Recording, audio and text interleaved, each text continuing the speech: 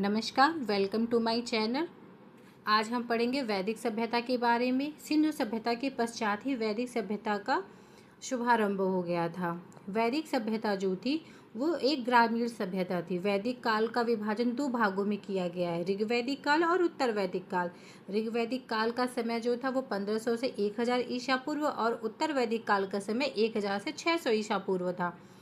वैदिक सभ्यता वासियों को आर्य कहा जाता था। आर्य शब्द जो है वो संस्कृत का है, जिसका अर्थ है श्रेष्ठ या कुलीन। आर्यों की भाषा जो थी वो संस्कृत थी।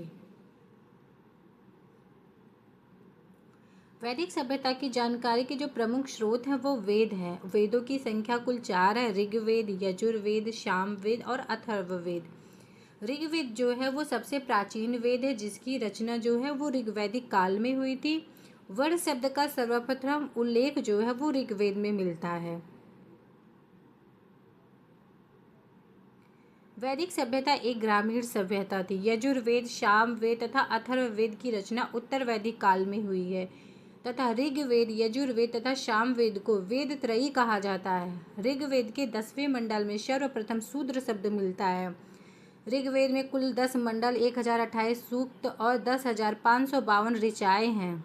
अब हम पढ़ेंगे वेद के बारे में, कितनी वेद हैं और उन वेदों के उपवेद कौन है और उन वेदों के पुरोहित कौन है। इनके बारे में अब हम थोड़ी जानकारी लेंगे। तो पहला वेद है ऋग्वेद।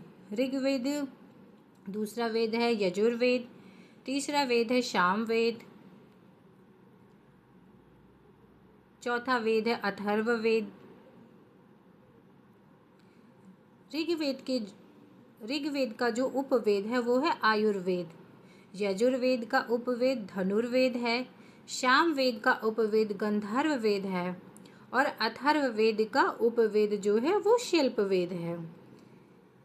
ऋग्वेद के पुरोहित को होत्री कहते हैं।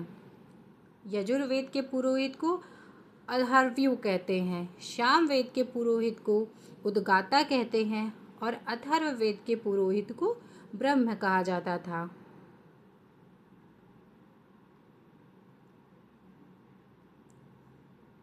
पहला और 10वां मंडल जो है नवीनतम है ऋग्वेद का। ऋग्वेद के तीसरे मंडल में गायत्री मंत्र का उल्लेख है, जिसकी रचना विश्वामित्र ने की।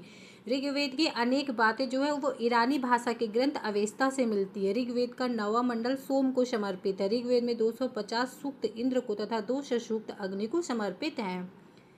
यजुर्वेद में कर्मकांड का वर्णन किया गया है। यजुर्वेद गद्य और पद्य दोनों में मिलता है और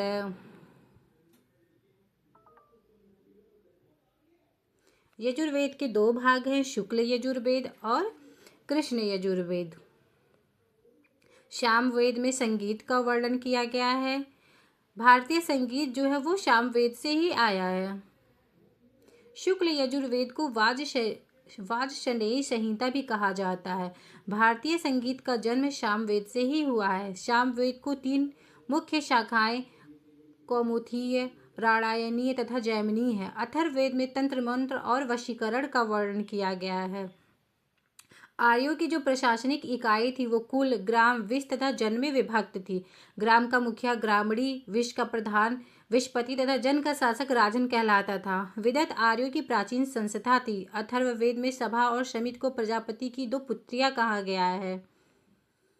सभा श्रेष्ठ लोगों की संस्था थी। अभिजात जो था वो संभ्रांत लोगों की संस्था थी और समिति जो थी वो राजनीतिक संस्था थी। समिति के सभापति को ईशान कहा जाता था। ऋग्वैदिक काल में स्त्रियां सभा एवं समिति में भाग लेती थीं। दाशराग युद्ध का वर्णन ऋग्वेद के 7वें मंडल में किया गया है। दाशराग युद्ध जो है वो परुषणी यानी रावी नदी के तट पर सुदास और 10 जनों के बीच हुआ था, जिसमें सुदास विजयी हुआ था। उपनिषद दर्शन पर आधारित पुस्तक है। मोक्ष की चर्चा सर्वप्रथम उपनिषदों से ही मिलती है। कठोपनिषद में यम और नचिकेते के संवाद का वर्णन है। ऋग्वेद में सबसे अधिक सिंधु नदी का उल्लेख किया गया है। आश्रम व्यवस्था का सर्वप्रथम उल्लेख छांदोग्य उपनिषद में मिलता है, जिनमें सिर्फ 3 आश्रमों का उल्लेख है। चारों आश्रमों का उल्लेख सर्वप्रथम जाबालोपनिषद में मिलता है। बृहस्पति को वैदिक देवताओं का पुरोहित माना जाता था। ऋग्वैदिक काल में अपाला, लोपा, मुद्रा, घोषा आदि विदुषी स्त्रियां प्रसिद्ध थी। आर्यों का समाज जो था वो पितृसत्तात्मक था। ऋग्वैदिक काल में स्त्रियां जो थीं वो पति के साथ यज्ञ कार्य में भाग ले सकती थी, उन्हें इन चीज की स्वतंत्रता थी। बाल विवाह एवं पर्दा प्रथा का प्रचलन नहीं था। आजीवन अविवाहित रहने वाली स्त्रियों को अमाजु कहा जाता था। आर्यों का मुख्य व्यवसाय जो था वो पशुपालन एवं कृषि था। आर्यों का प्रिय पशु घोड़ा था। ब्याज पर ऋण देने वालों को वेकनाट कहा जाता था। ध्यान दें, हम ये सब जो भी पढ़ रहे हैं वो ऋग्वैदिक काल के लिए। ऋग्वेद में गंगा नदी का उल्लेख 1 बार और यमुना नदी का उल्लेख 3 बार मिलता है। मुंडकोपनिषद में यज्ञ की तुलना टूटी नाव से की गई है।